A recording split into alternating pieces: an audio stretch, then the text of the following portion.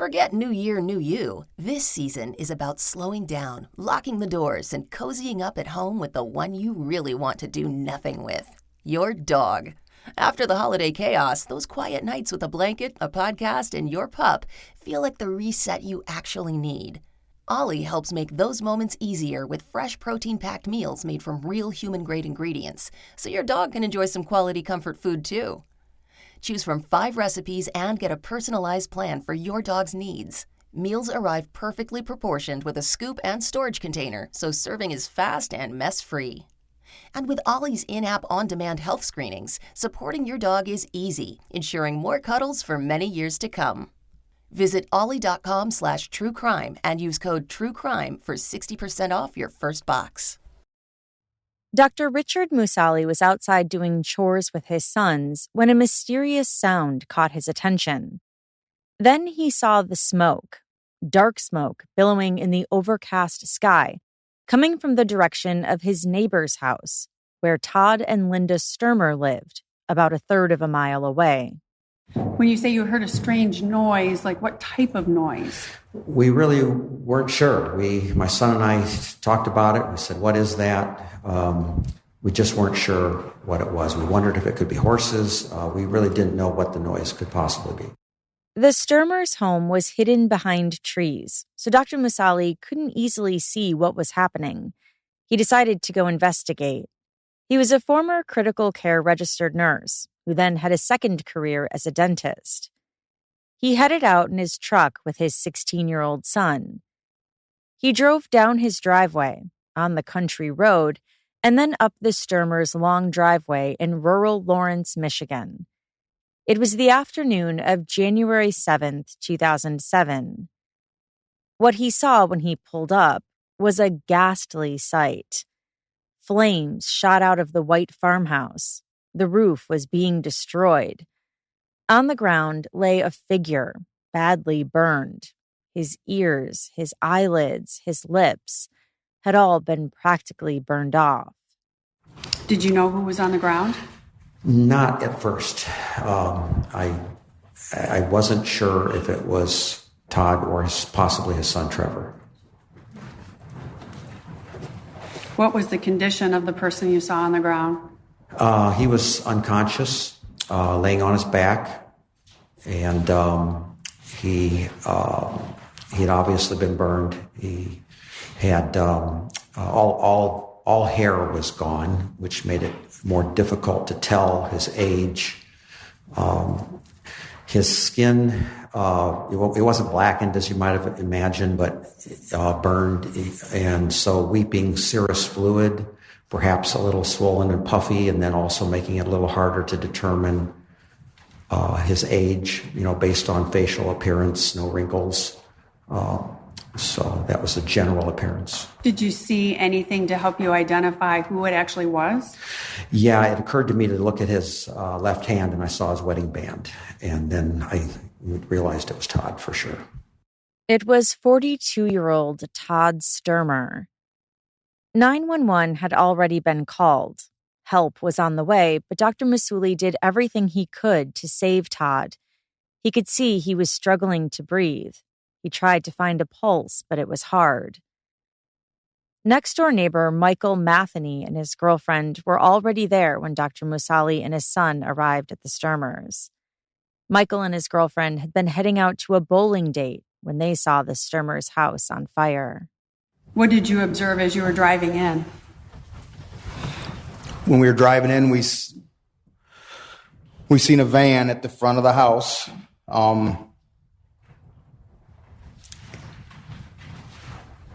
So we see the van at the front of the house, and then the van made a maneuver back up to the north, and then it pulled back around to the back of the house, the west side of the house. Did you see who was driving the van? Yes. Who was driving the van? Linda Stermer was. Did you make eye contact with her? I don't recall making eye contact with her at that point, no. He parked his car and ran to the back to see what was going on. Linda had jumped out of the van already, and he yelled to her, "Where are the kids? Where's Todd?" And did she respond to you? Not at first, no. What was she doing? Just quite hysterical, yelling, just hands in the air. I don't know exactly, but very hysterical. He said he yelled again, "Where are the kids? Where's Todd?" She told him the kids weren't there. As for Todd, she said, "He's right there." She said he's right there? Yes. And how far away was she pointing?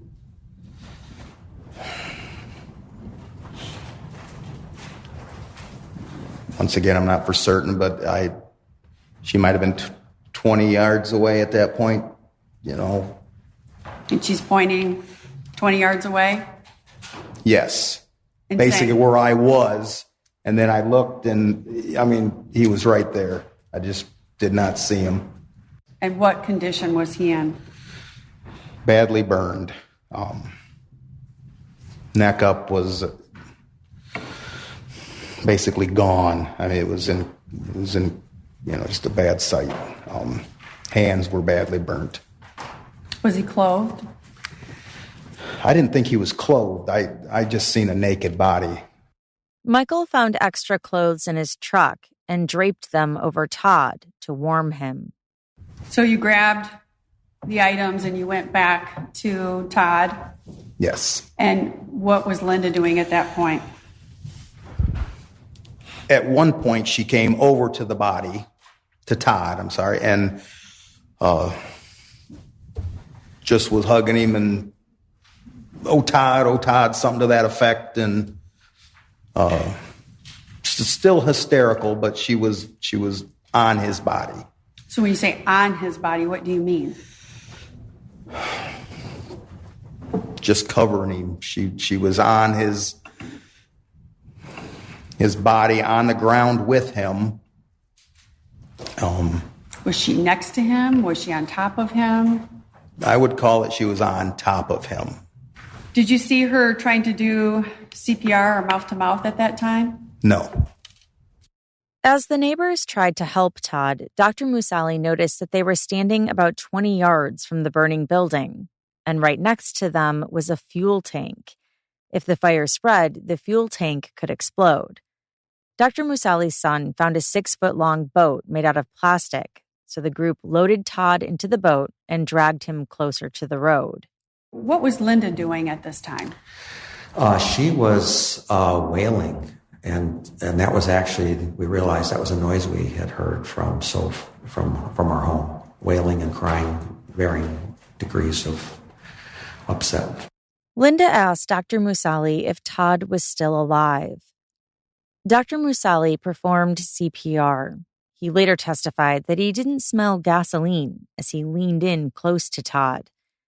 But Lawrence Township Fire Chief Stephen Leach said he smelled it. You said there was a lot of odor of things? Fuel. You could actually smell fuel? It was kind of. So you smell a smell of fuel? A smell, an odor. And where did you smell that? On or about the body in that. Yeah. Did you know where it was coming from at that time? No. Chief Leach happened to live 4 miles down the same country road as the Stermers and had hurried to the 911 call. He had just gotten home from his son's hockey practice when the emergency pager went off, so he put his shoes back on and drove to the Stermers. He saw Dr. Musali waving him down when he arrived. Linda was still laying on top of Todd. At that point, was anybody trying to administer aid to Todd? No, Linda was on top of him. I was the first one to. I got her off so I could assess what I was looking at. And then she got back on please get off. I need to do my job. I need to assess what's going on here. So you started and then she jumped in. Jumped back on top of him. And she still was on top of him at that point? Yeah. And then what did you do to get him off? Got her. Linda, please, I didn't know her by name, but ma'am, please get off. I need to be able to do my job. Chief Leach looked Todd over. Not only was Todd badly burnt, but he noticed that he was bleeding a little bit too. It kind of threw me back for a second to notice the blood. He had some blood in his mouth and things. It was also burnt, but it was, there was blood on him as well. And that it just kind of threw me back for a second to try to figure out what was going on here. And trying to figure out what type of aid to administer? Yes, ma'am. More EMTs arrived. A heart defibrillator was used to shock Todd's heart. But even as they tried to save Todd Stermer, Todd succumbed to his injuries and died at the scene of the fire. He was only 42 years old. And now investigators had to determine exactly what had happened. Was it an accident, or had someone intentionally killed him? Furthermore, could they prove their theory in court? This is Jillian in partnership with Law and Crime. You are listening to Court Junkie, episode 292.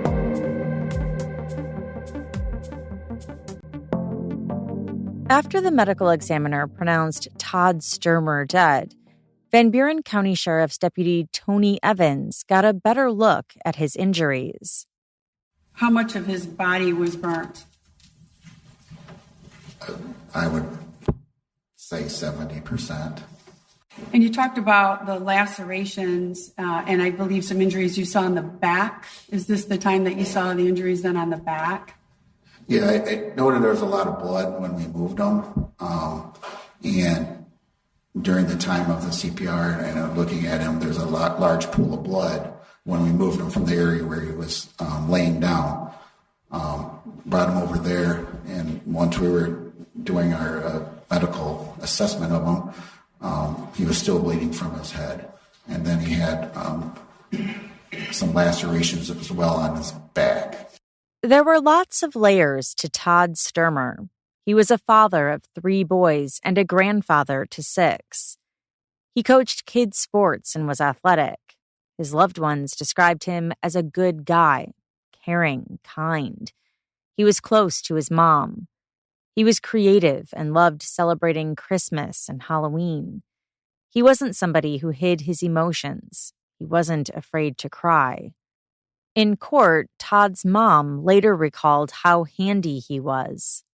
In fact, Todd had built the couple's house from the ground up, a point of pride among the family. The house was livable, almost 95% done, although there were still some final details to do, like finish the decks, and one room was missing carpet, the couple's son Trevor Stermer said. Todd had been sure to install smoke detectors throughout the house. His son said they worked. On this tragic January Michigan winter day, the rain fell. The conditions turned to sleet, then snow. Deputy Evans marked with flags where Todd's body had been. He marked tire impressions from the van. Were you able to see where the van started and where it ended? Initially, yes. And you were able to follow that entire path? Yes, I followed it from, not necessarily all the way from the front, but where I could see some tire impressions, I followed that to go around to the back of the van. The tire tracks led up to the back of the house where Todd had laid. The old van was still parked there and was running when Deputy Evans arrived. Todd had been found by the driver's side of the van. According to testimony from Deputy Evans, there was blood on the van's bumper. Blood was also on the ground. The sheriff's office confiscated the van in order to preserve it as the weather conditions deteriorated.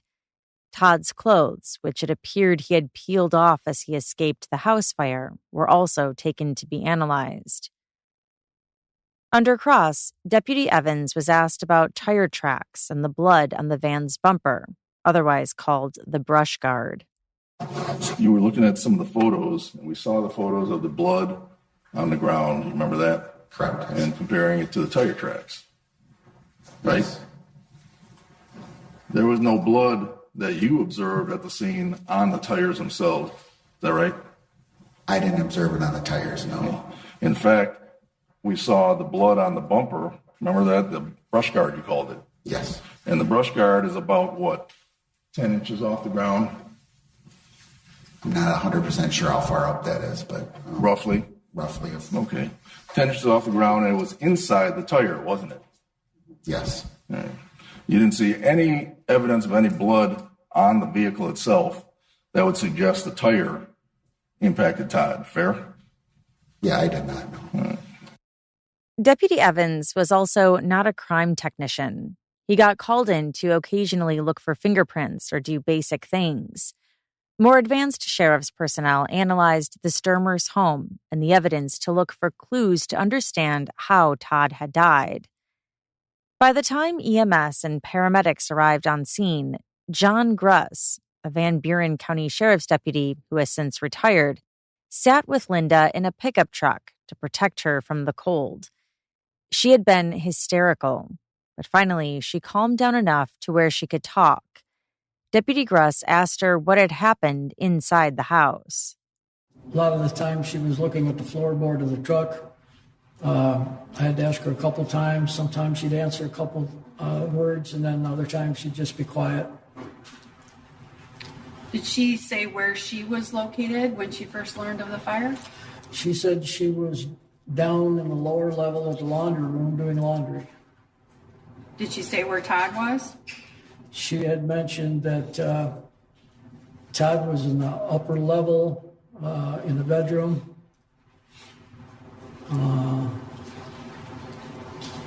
At that point, I think that's all she said.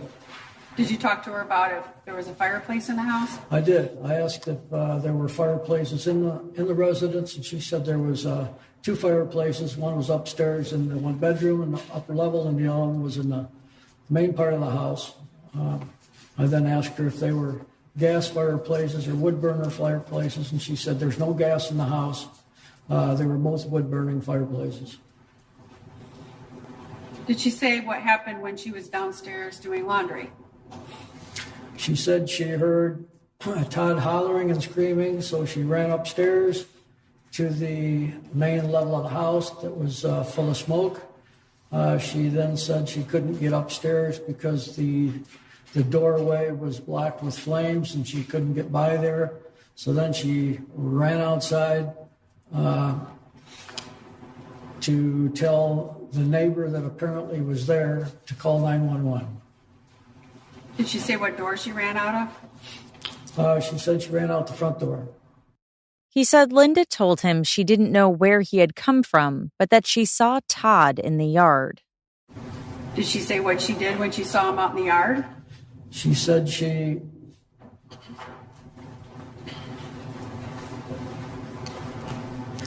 got into her vehicle, her truck, and tried to drive around to get him some help. Did she say she was able to get him help or where she went? No, she said when she got in the van to drive around, she didn't know where he went. She couldn't see him anymore. And then when she finally drove around to the other side of the house, then he was out in the yard there. Did she say what was happening with him at that time or what she saw? I believe she mentioned that she was concerned, obviously concerned. He was hollering and screaming. She said, I know that he was hurting. And so I got down on top of him to try to keep him from hurting.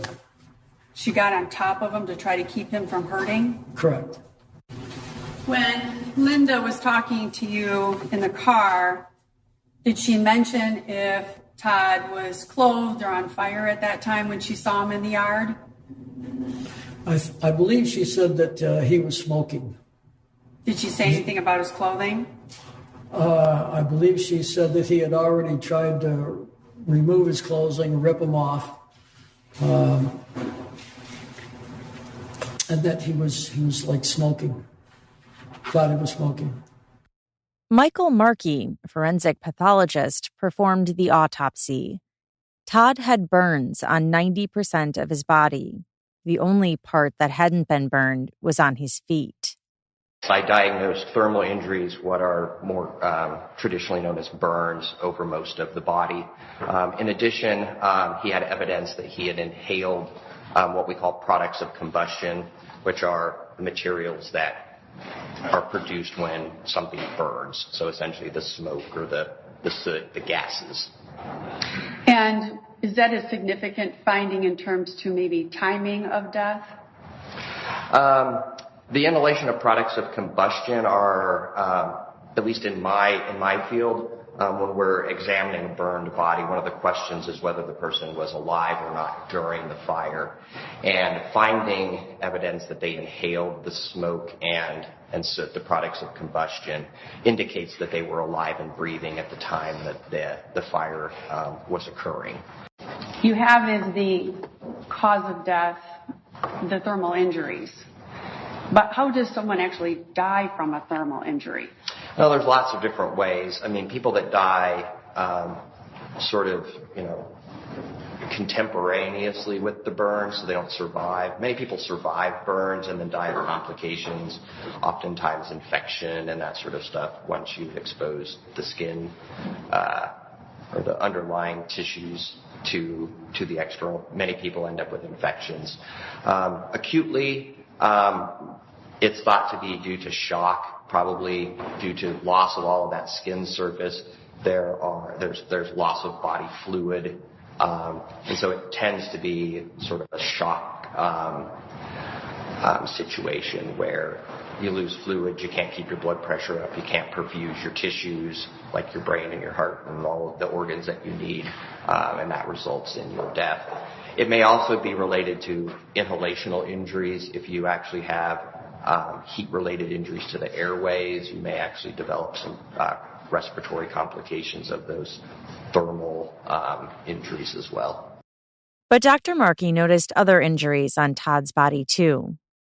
Did you observe any sort of lacerations? Yes, he did have some what we would call blunt force injuries, so injuries caused by impact with a non-sharp object or a blunt object. He had lacerations of his head. There were 4 specific lacerations. One was on the top of his head, one was on the back of his head, and there was one on each side of his head, generally above the level of the ears. There were also larger lacerations or skin tears. That's basically what a laceration is, a skin tear or skin split. One was on the inside of his left upper arm. One was on kind of the right upper back of the shoulder area. And then there was a smaller, more superficial one sort of on the lateral or left side of his chest and back. And I want to just clarify, the blunt force trauma, again, how is blunt force trauma, how does that happen to a patient? So a blunt force injury is one in which something that's essentially blunt or not sharp impacts the body, or the body impacts such a surface. So, being struck with something like a board or something that's not got a sharp edge will cause a blunt force injury. And classic blunt force injuries are either abrasions, scrapes, contusions, which are bruises, or lacerations, which are skin splits or skin tears. Conversely, if part of the body strikes another object that's blunt, you can see the same thing. So if you fall to the ground and hit your head on the floor, you may end up with a bruise or a laceration. So it's either something blunt striking the body or the body striking something with a blunt edge or a blunt surface as opposed to a sharp surface. Dr. Markey testified about Todd's rib fractures. Some of the injuries fit with CPR compressions when the first responders were trying to save him. But other injuries in Todd's back did not seem to be connected to CPR. The blunt force trauma hadn't been severe enough to kill Todd, since Dr. Markey ruled his cause of death was from thermal injuries and from inhaling combustible products. The manner of death, however, was undetermined. I just want to give you a hypothetical. So if somebody is standing out in the middle of the road and is hit by a car, and you do the autopsy, would it be a very similar sort of manner? Yeah, again, it all depends on the circumstances as I know them at the time. So if someone is found dead in the roadway and I do the autopsy and they have lots of injuries that are consistent with being struck by a vehicle, the cause of death is fairly straightforward. He died of those injuries, blunt force injuries due to being struck by a vehicle. If I know no circumstances whatsoever, or the circumstances aren't very clear about how he ended up being struck, then I would typically give an opinion that the manner of death is undetermined. I don't know the circumstances around which they happened. If it happened to be witnessed, or it's on video, or there's good information provided that he had just walked out of the bar and stumbled into the road, and a passing motorist coming around a curve hit him and had no time to evade him, then classically that would be called an accidental death. There was really no intent for that person to harm him. If, on the other hand, he had been in a fight and the person that he was in a fight with got in his vehicle and as he was running down the road barreled over him in an attempt to intentionally harm him, then for purposes of death certification, that death would be classified as a homicide. But if all I know is he's found dead in the road and we don't know exactly the circumstances about how he came to be hit by a vehicle, then I would classify the manner of death as undetermined. You said that they had the 4 different lacerations on the head. You have an opinion other than blunt force trauma of how those were inflicted? I can't tell you exactly how those were inflicted. There's nothing very specific about a skin tear that allows me to say, it was caused by being hit with this or being struck by that. They're relatively nonspecific. Some lacerations are patterned, and I can get some idea these were not patterned in any way, so I don't know exactly what his head struck or what struck him in the head. And at the time you did the autopsy, you said you had reviewed the information and you were aware he had been run over by a car, correct? Yeah, I think the information I had at the time was that there was a vehicle at the scene and that there was apparent blood or some body tissue on parts of the car that suggested to the investigators that he had been struck by the vehicle. And with those injuries, could they be comparable then to what you would see with somebody being hit by a car? Yeah, I mean, the typical injuries that we would see in someone that's struck by a car, depending again on how they're struck and at what speeds, are things like abrasions and contusions and lacerations. So the fact that he has some abrasions could be from being, either striking, parts of the vehicle. The types of abrasions he had were more kind of the scratches and scrapes that you might get from the ground or from being under a vehicle and being sort of, dragged or hitting things underneath there. The lacerations are non-specific. They could be from striking parts of the vehicle as well. Could they also be from being struck by something else? Yeah, I can't say with certainty what the impacting object was. So if he was hit with an object before he was hit by the car, you wouldn't be able to differentiate that without a pattern? Not in this case, no. The autopsy also included toxicology results. Both a blood and a urine specimen were tested by the toxicology laboratory. In the urine, there were 2 substances that were detected, hydrocodone and hydromorphone. Those are both opioid pain medications. And are they connected together or are they separate substances? They're very similar substances. Hydrocodone is a prescription painkiller, opioid pain medication that goes by a lot of different brand names. The pill form is oftentimes marketed as the brand names Vicodin or Norco. Hydromorphone is the major metabolite of hydrocodone. So if you take hydrocodone, your body then breaks it down to some extent, and one of the products that it forms is hydromorphone, which is also a pain medication. Hydromorphone can also be prescribed on its own as a separate pain medication. oftentimes under the brand name Dilaudid. But when I see both of them together, it is most commonly in the setting of someone who has taken hydrocodone and it's been metabolized and hydromorphone is present. And were you aware then that in this particular instance that Mr. Stermer had been prescribed some medication for an ear infection?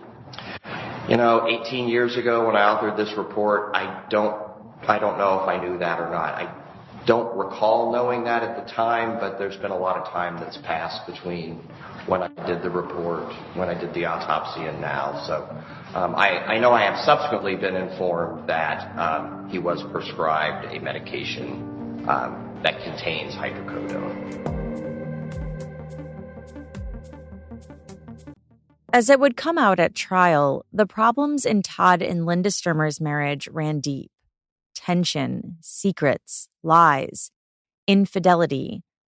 Todd's mom, Sandra Stermer, knew about some of the issues behind their 14-year marriage. Did you know anything about Todd and Linda's financial status? Not good. Pretty shaky. And how did you know that? Well, I lent them some money. How much money? Do I have to say? Was it over $20,000? Yes. And during the course of their marriage, how many times did you have to lend them money? Well, Todd and I worked together, John, on different things. I wanted to make sure they had a house to live in, for one thing. So I would sometimes bail him out make sure he got ahead of payment. And then he was very good about paying me back. It's just at the end here, when he was working really hard, trying to get the house done, that I lent him the larger sum. Linda's love of horses was also affecting the household and causing money troubles. She didn't have 1 or 2 horses. According to their son Trevor, she had a lot more than that. It was like that was all she cared about. She would have anywhere from 20 to 30 horses at a time, and they would be kept at various properties so that my dad wouldn't find out how many we actually had. It was always a sore subject in our family because it was just turned into an obsession that was draining our family financially. And aside from money and horses, there was another problem. 6 months before Todd died in the fire, Linda began having an affair with her coworker, Chris Williams. It began when she started confiding in Chris about her unhappy marriage. Linda and Chris, a truck driver, worked at Chemlink, the same industrial company. Their tone became flirty. Chris testified that he was attracted to Linda, but he was wary about getting involved with a married woman. That didn't stop them, though. We were kind of interested in each other, but I found out she was married, and I told her that if I'm single and she got a divorce, maybe we could do something, and I left it at that. And then, did you hear from her after that? Yes, because a coworker gave her my phone number without my permission. A coworker gave your phone number to Ms. Stermer without your permission? Yes. Did he tell you he did? After the fact. And then what happened? She just started blowing up my phone. So she started blowing up your phone? And stalking me. And when you say she was stalking, what do you mean? Well, I got out of work one day and stopped at the grocery store, and she was there in the parking lot. At the grocery store? Yes. And did you talk to her at the grocery store? Briefly. Do you remember what you said in the grocery store? No, I do not. And when she would call, would you answer the phone? Yeah. Did you have conversations? Yes. What kind of conversations were you having at that time? I can't really say, but it was kind of shocking. I was dumbfounded. Like, why are you calling me? What is your purpose? Kind of conversation. Within a few months, though, Chris and Linda started going out on dates. They went joyriding and out to museums in Grand Rapids. It was a secret romance. Chris testified that they didn't spend the night together, and he never went to Linda's house. It was kind of awkward because I wasn't comfortable. Why were you not comfortable? I'm not into married women. But yet you were still interested, right? No, not really. She was just popping up. She was just there. And you went on dates with her? Yeah. And when your relationship turned physical, you started having sex, correct? Yes. And where would you typically have sex with her? At my house. At your house? And you don't have to tell me your address, but what town did you live in? Kalamazoo. And did you continue to communicate with her regularly? Yes. How many times a week would you get together and have sex? It wasn't really all about sex, but maybe a couple. Couple times you had sex, or a couple times a week? A couple times a week.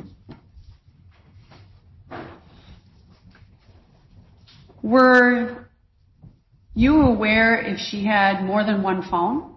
No. No? You just had one phone number that you talked to her on? Well, yes. Well, if she would talk to me on, she called me when I called her. Were you afraid her husband would find out? Yes. Did you ever talk about that? Well, yes and no. What do you mean yes and no? I was trying to figure out what was her motive with dealing with me. To be with you? Mm-hmm. What was her motive? I mean, why would you want to be with someone that you're married? Did she ever tell you why she wanted to be with you? No. But she still kept calling, right? She kept showing up. She kept coming to your house. Yes. On cross, Chris was asked if Linda ever told him that she was going to leave her husband. Chris said yes. When did she tell you that? Well, it wasn't working out. She was trying to leave. She wanted a divorce. Or they was getting a divorce. Linda confided in her best friend, Catherine Fox, about Chris when the two women commuted into work. Linda and Catherine were friends brought together by several coincidences. Catherine's daughter was a cheerleader, and Linda's son was a football player, so the two moms got to know each other. Then Catherine and Linda also interviewed and got hired at Chemlink on the same day. They carpooled together from Lawrence into the bigger city of Kalamazoo. Did you talk about Linda's marriage? Yes. What did she tell you about her marriage? She told me that her husband was abusive to her. She was very unhappy in her marriage. She said she wanted out of the marriage? Where all that? Yes, she said she wanted out of the marriage. Did you see any evidence of any physical abuse on Ms. Stermer at all? Not once, not ever. At some point, did she talk to you about Chris Williams? She did. And what did she tell you about Chris Williams? They were having a relationship. Do you know when that started? I am not sure. I don't know how long after it started before she talked to me about it. Was it shortly after you started working there? It was at least a couple of months. And what did she say about Chris Williams? That he was extremely important to her. How did she describe her feelings for him? She wanted to be with him. Did you know where Mr. Williams lived? I had occasion to go there with Linda. I never went inside the house, but I did sit in the car while she went inside after work a few times. How long were you sitting outside? Half hour, 45 minutes. Did she say what she was doing inside? It seemed implied. I didn't ask. Linda had a secret phone she used to communicate with Chris that she hid in the dashboard or left at Catherine's house. She also had a secret post office box where her phone bills and credit card bills were sent without her husband's knowledge. Linda's marriage was quickly unraveling in late 2006 and early 2007, leading up to the fire. I want you to think about an incident at Thanksgiving prior to the fire. Did you call the police? I did. That was in 2006. So just a little less than 2 months before the fire, correct? If I told you the fire was Yes. January 7th Yes. of 2007? And can you tell the jury then why you called the police? I called the police because she called me hysterical and said that she had a gun and wanted me to give her one good reason not to shoot him. Not to shoot him? Not to shoot Todd. And I did my best to calm her down, but at the end of the conversation, I still wasn't comfortable that things had calmed down, and so I called the police. Catherine was asked if prior to that, Linda had ever talked about shooting Todd. She talked about various ways that she had thought about getting rid of him. What did she say to you? She talked about shooting him. She talked about running over him with her car, poisoning him. And she talked about all this with you? Yes. And why was she talking about this?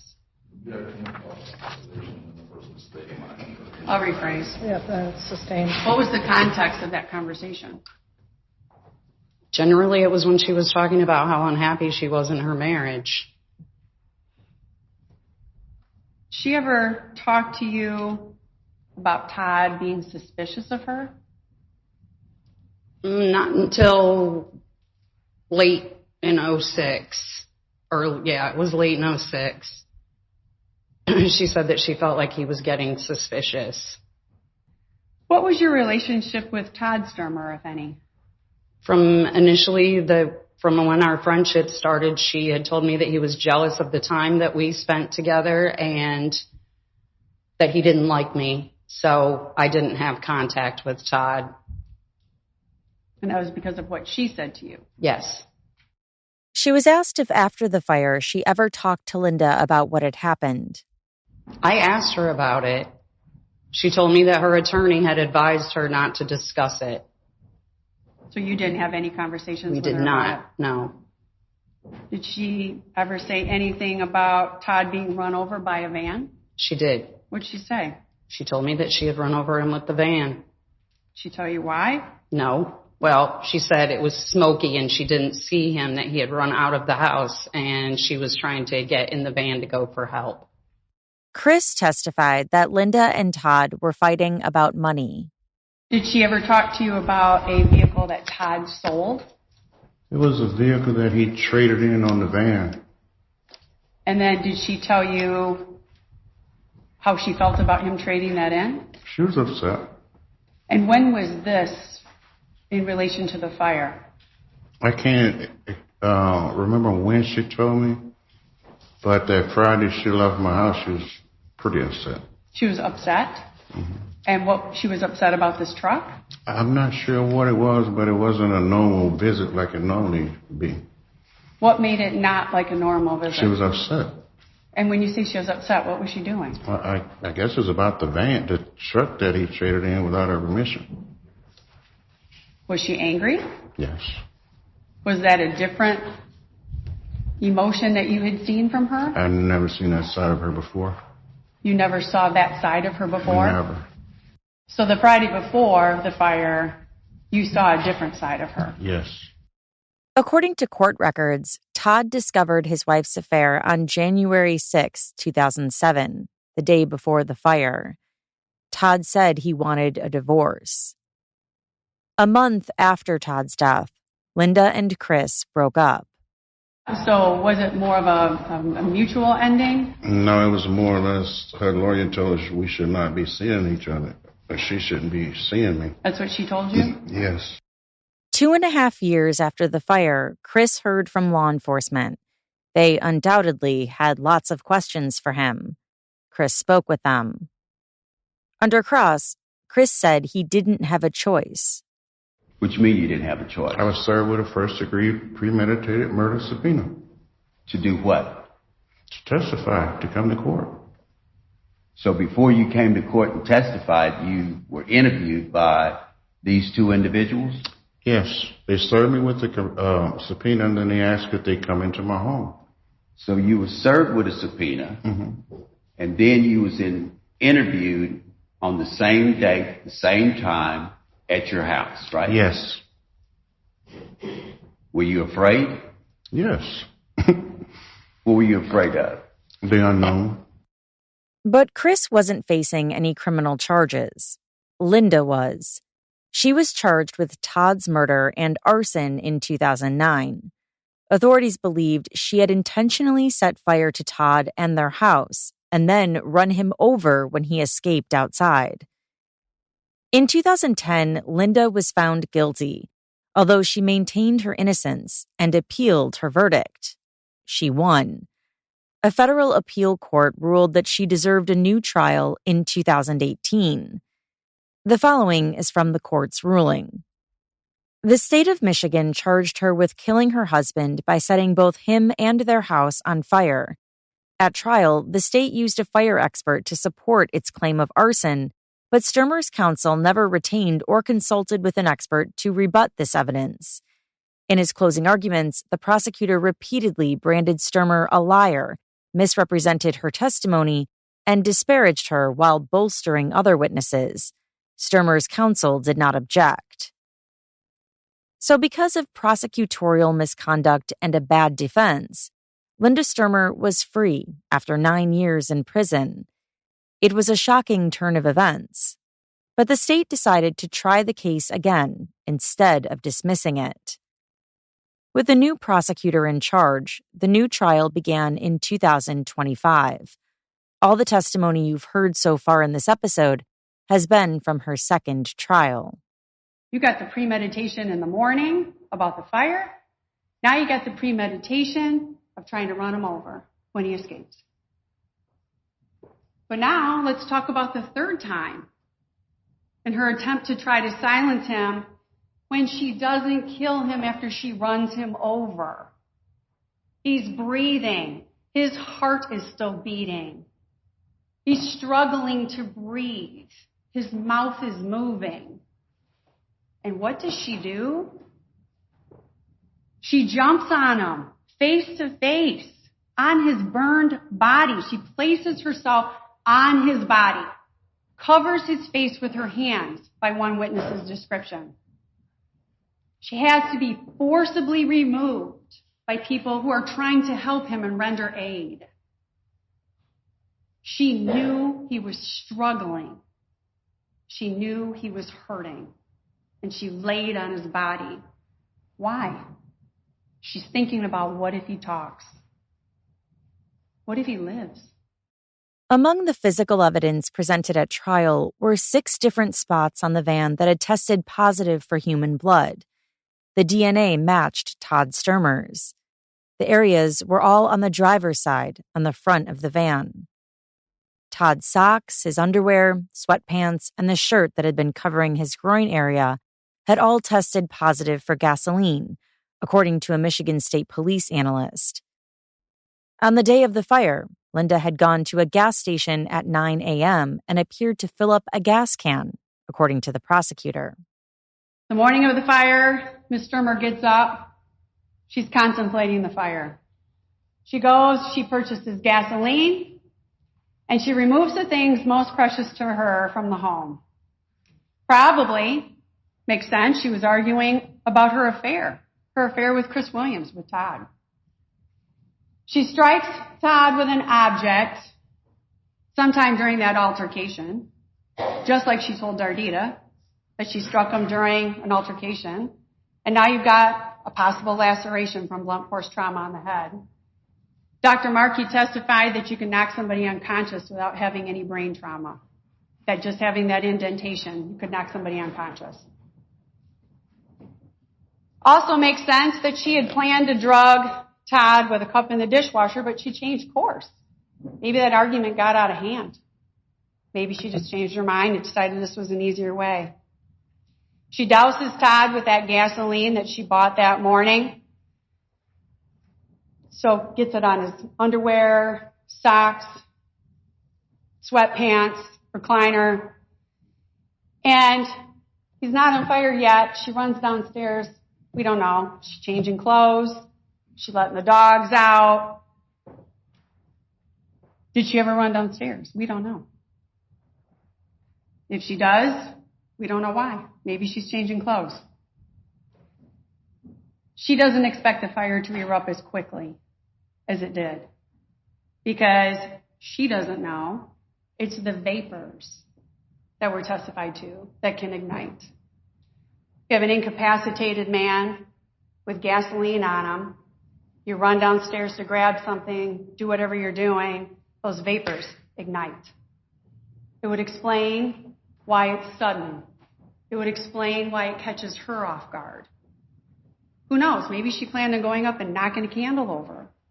Maybe she planned on throwing in a match. It just happened too quick. Those vapors ignited. You've got that open source of flame, that fireplace, and it just erupted before she's ready. She flees the house.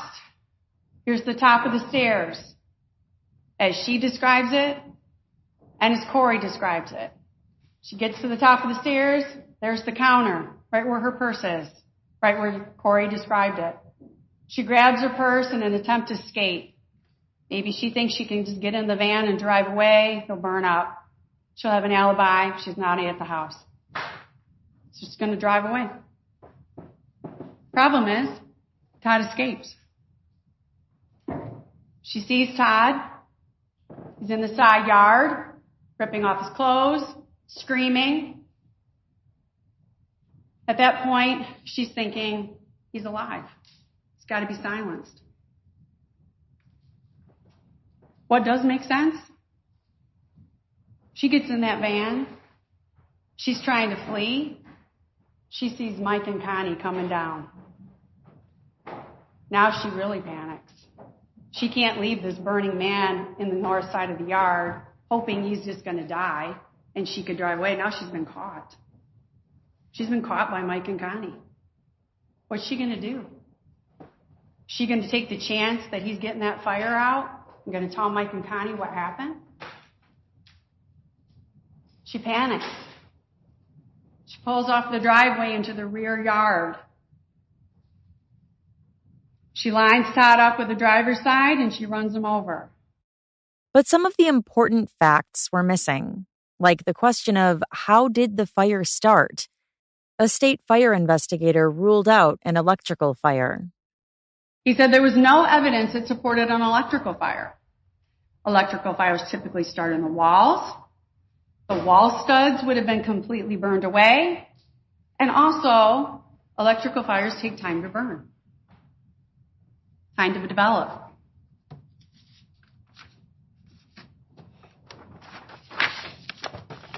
He also considered the fireplace as the cause of the fire. He looked at the burn pattern evidence, and it didn't support a chimney or a fireplace fire. He looked at the fuel oil lamps. They were small. It would have been a very small fire. They weren't consistent with gasoline or a description of the fire from Linda. And per Linda, the fire was not in the dining room or the kitchen, which is where those oil lamps were. He also considered the log rolling out. Talked about how there'd be a slow, smoldering fire, would not have spread quickly, and would have probably been noticed by Todd.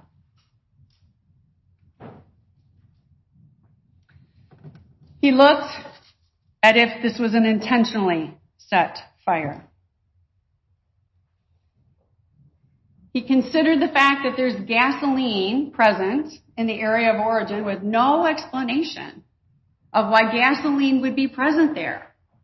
Todd is found with gas on his sweatpants, socks, and underwear. He's on fire in the living room. Why is there gasoline there?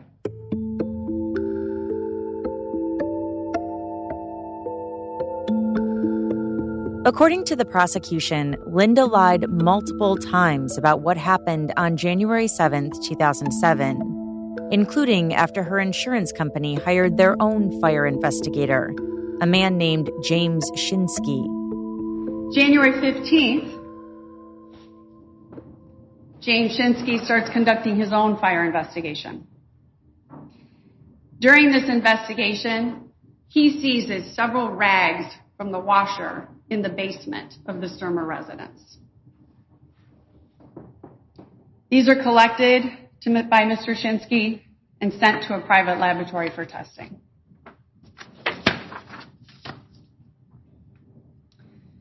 We expect to present evidence to you from Craig Belliette. He's the chemist for Baker and Herbert Laboratories. He's also now retired. Many folks have retired since 2007.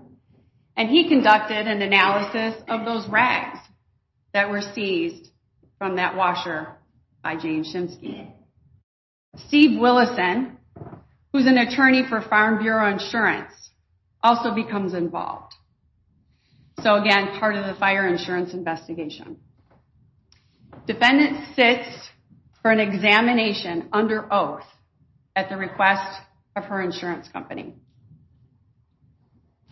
The plot starts to thicken. The statements start to become more descriptive, change. You'll hear how everything starts changing. Blame starts being shifted. Stories, statements, explanations continue to change. Linda gives a statement again about what happened on January 7th. And at that time, she implicitly denies having an extramarital affair.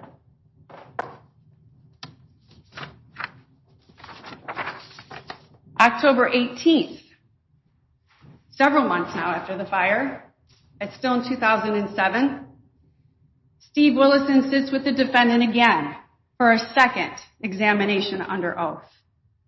Talks to her again about the events of January 7th. They go over the details. They go over what doesn't make sense, what's not adding up. More questions are asked. More digging is done. Things don't make sense.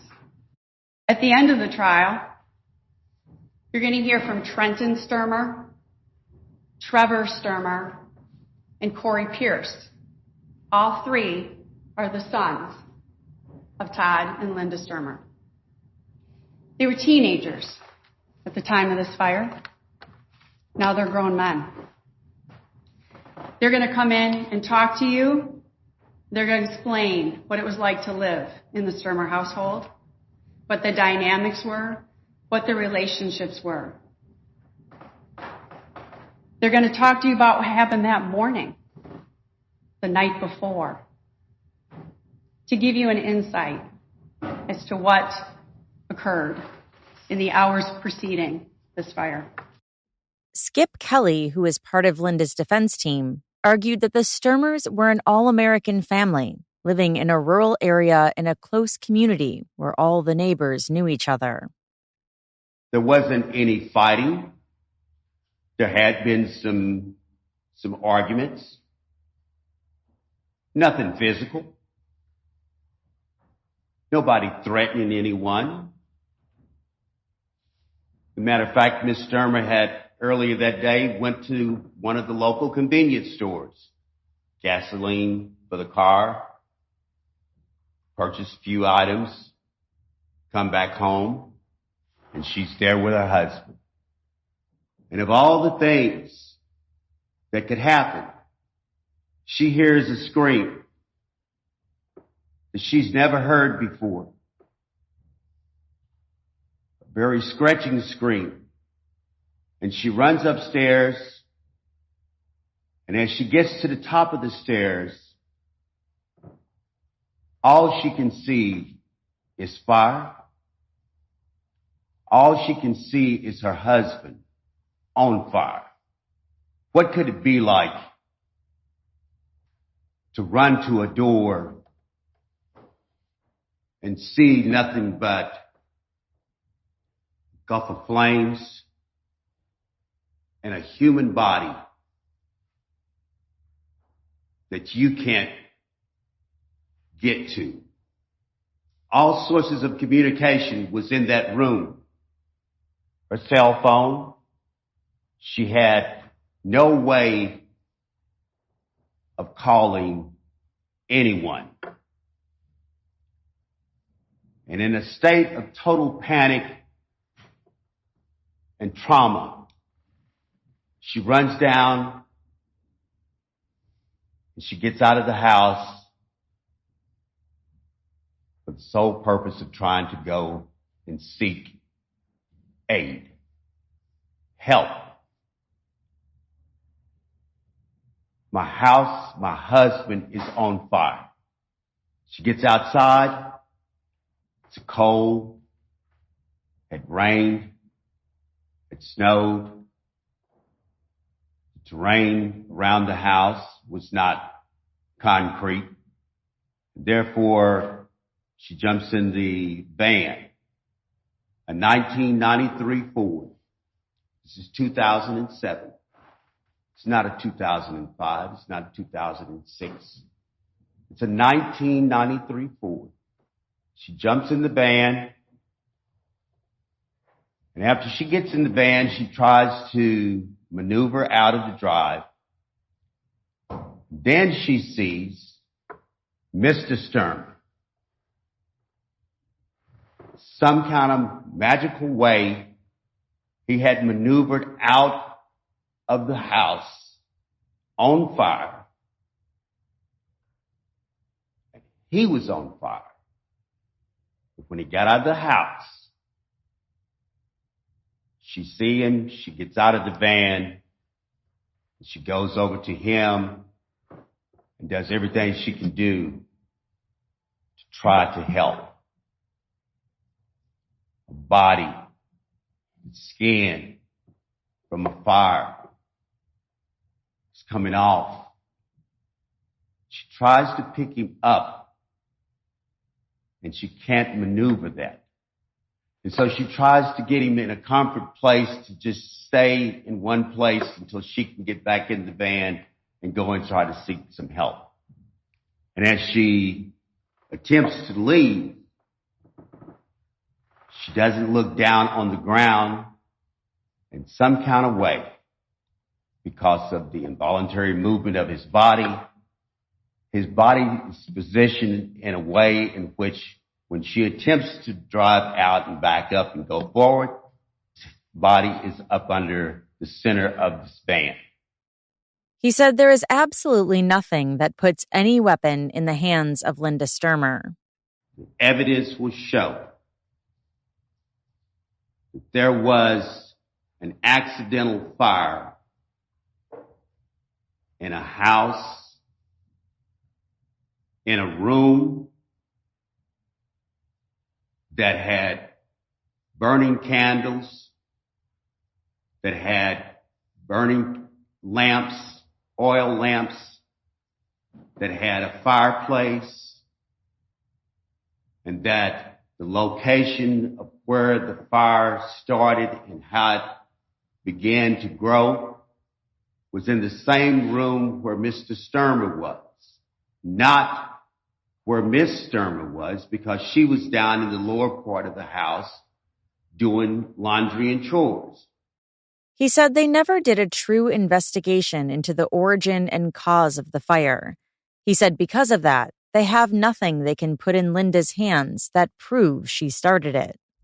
Talk about an affair. Talk about some disgruntled friend. Talk about somebody that had a dispute with you, that don't like you. And you're going to use that and connect that to say, okay, we can go all the way back to 2 years ago and we can make this show that, yes, she committed this fire. Taking the stand to testify against Linda in her second trial were several former friends and her own sons. This is what Catherine Fox, that friend who carpooled with Linda, also testified about. Did Linda call you a few days after the fire and ask you to go out to the scene? Yeah, I'm not really sure how long. It was shortly after the fire. She called me. It was late at night. It was pouring rain, and she said she needed me to bring a flashlight and come out to the house because there was a coffee cup in the dishwasher that had not been run, and she needed to find that cup because it had tranquilizer in it, and she didn't want the investigators to locate it. She said they eventually stopped being friends after she loaned Linda $5,000 and Linda refused to pay her back. On cross, Linda's defense attorney pushed back. Now, this issue of a coffee cup that Linda talked to you about, she needed to get in, right? Mm-hmm. Yes? Yes. Because she wanted, I think you told us, that the coffee cup had tranquilizer in. Yes. Right? But she didn't give any tranquilizer to Todd Stermer. She told me she didn't give it to him because she found out that he had already taken something for sleep. Okay, he took something for sleep. Are you aware, do you have any evidence to corroborate for our jury that Linda Stermer told you any of this? No, I don't. Are you aware that Dr. Markey, the medical examiner, has testified Todd Stermer didn't have any drugs in his system, none, except caffeine? Your Honor, that's not correct statement of what was actually found by Dr. Markey. There were drugs found in his system, and he listed them out on the toxicology. In his system is in the blood, active in his system. Counsel knows that. I think asking her about what the doctor found is inappropriate. No, I just asked if she was aware of it. No, I wasn't aware of it.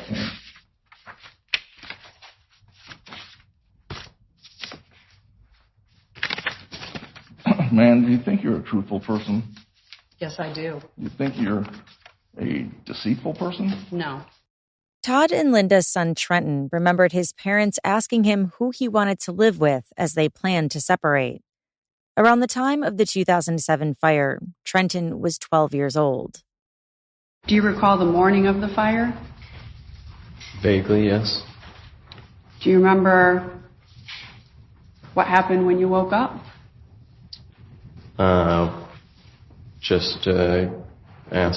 Told that we were going to the mall, going to the movies.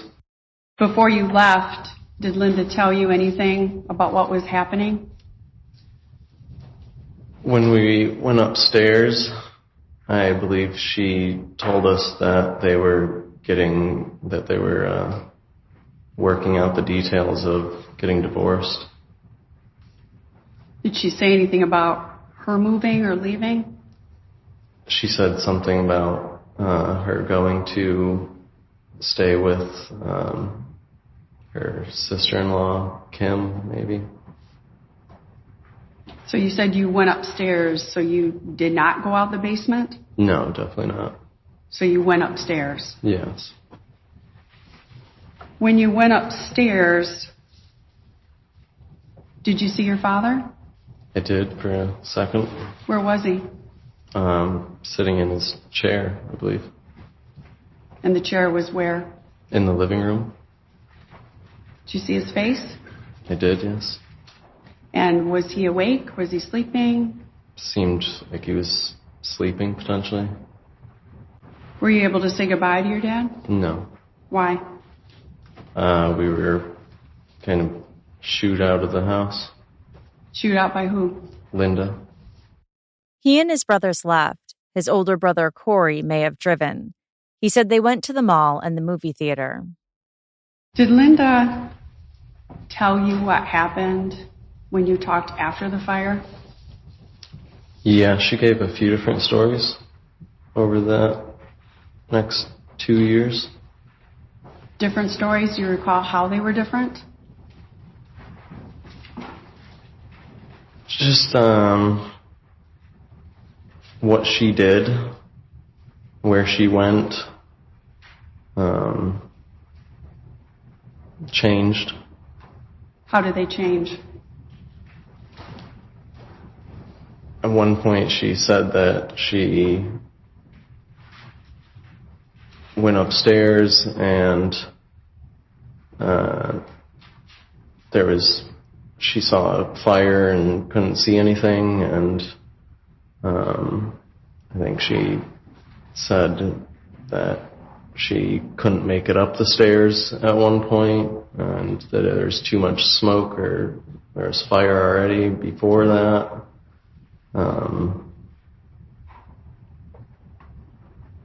And where she went out of the house seemed to change. What did she tell you on where she left the house? At one point she said that she went back downstairs and went outside back door.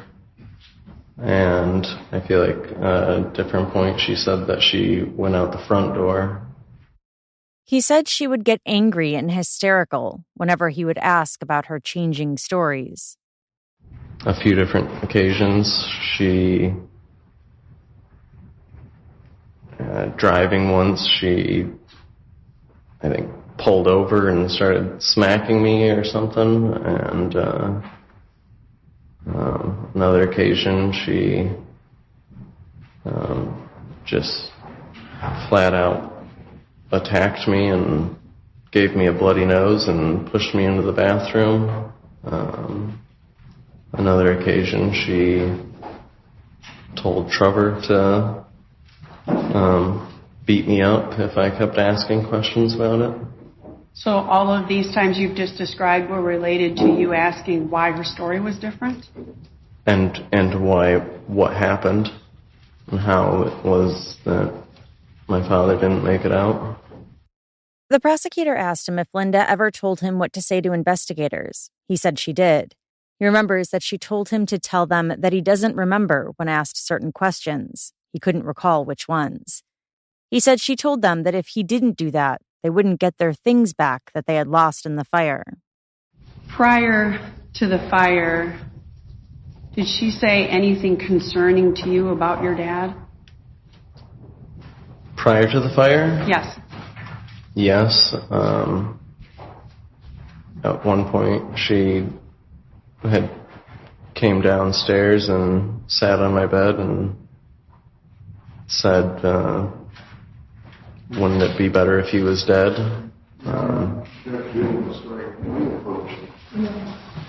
The defense objected and the jury was asked to leave the courtroom. Linda's attorneys said they were never told about that statement and that it was explosive. The prosecutor then told the judge why. There's lots of things these boys have never had a chance to say. They have not been interviewed since the prior trial. I have encouraged them to try to dig deep and remember everything that they have not been able to talk about. We've had some conversations over the past few weeks preparing for trial. I've asked them to try to remember things, write things down. They've not spoken to police. They were under their mother's influence during the time of the trial. I mean, I don't know everything they don't know because these boys haven't been able to even talk about it until they've actually been able to get here under oath and tell their story, Your Honor. The judge asked the jury to strike from the record what Trenton had said. The defense then began their cross-examination. It's now 2025. The fire happened 18 years ago. You've given some testimony and some statements under oath in the years since. Can we agree that you probably had a better memory back in 2007, 2008, 2009, 2010 than you do now 15 years ago about a lot of the details? No, I would disagree with that. You would disagree with that? Yes. Do you think your memory is as good or better now? Yes.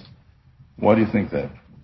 I was in pretty much a daze back then in the first trial, and I was kind of being manipulated by Linda at that time. Trenton said that during Linda's first trial, he had been in shock and was depressed. He smoked weed to numb himself. He said he hardly remembered the first trial. He would have been about 16 in 2010. Trenton's brother, Trevor, also took the stand. Trevor was older and was 14, turning 15 in 2007. He recalled that the night before the fire, an argument broke out between his parents. It was a really heated argument. We were instructed. I would have been staying in my bedroom upstairs in the loft area, but I was instructed to go down to the basement with my brothers because it was such a heated argument. And do you recall what it was about? Yes. What was it about? Well, we could hear very clearly the argument. I mean, it was loud, and you could just hear through the whole house down there. But it started with finance and some issues that they were having, particularly Linda's horses and how that was draining our family. There was a lot of the argument was spent about infidelities on Linda's part. Do you remember how late into the night that arguing happened and that fighting? I would say 10:30 p.m. He slept in the basement that night and woke up around 8 o'clock the following morning before his brothers. I tried to go upstairs, and Linda had stopped me halfway up the stairs and told me to stay in the basement. I said, I'm going upstairs to get something to eat. She said, no, I'll bring you something down, and brought me down a Pop-Tart or a granola bar, something to that effect. So I went back downstairs and started watching TV. Then maybe around 9 o'clock, an argument broke out between my parents again. And you heard that argument? I did, yes. And you were still in the basement? Yes. At some point, did Linda come down? She did, yes. And what happened when she came down? Well, I had attempted to go upstairs again, and she met me at the bottom of the stairs that time and said, she called us boys together, said that we were going to be going up to Portage to go to the mall that day, and she needed us out of the house. She said that we had to go watch a movie. I told her I did not want to go that day, and she insisted. He said she told them that she and their dad were going to continue to argue and that she didn't want them to hear it. Before they left, he tried to go say goodbye to his dad, who looked like he was sleeping on the couch in the living room, but Linda stopped him. He said she was panicked and told them not to disturb him. Trevor also testified about how his relationship with his mom broke down. We had lived with her 2 years after the fire. The only information we would get was from her. We were very isolated and naive to a lot of the things that were going on, but as details started to emerge, we distanced ourselves from her. On cross, Trevor was asked if his memory is better now or back when the fire occurred. My memory is very clear now. Would it also be fair that you don't really like your mom too much? That would be fair. Would it be even more fair that you really dislike your mom a lot? Dislike's not the word I would use. If we use the word, it's a strong word, you hate your mom? I don't hold hate in my heart. I'm horrified. I was horrified by my mother. Linda's attorney then asked him about discrepancies in his past statements over the years. In one statement he had given under oath, he said he had never talked to anyone about what happened, and now he was saying he had asked Linda. You said you never actually asked anybody. Your mom, the police, anybody? Not that I remember. True? To the initial question, how the fire started? Yes. And then you were asked, have you ever asked? And you said, I never actually asked anybody. Those were the questions you were asking and the answers you gave under oath, right? Yep. And they were true because you were under oath. She gave me her version, and I wanted to believe that to be true.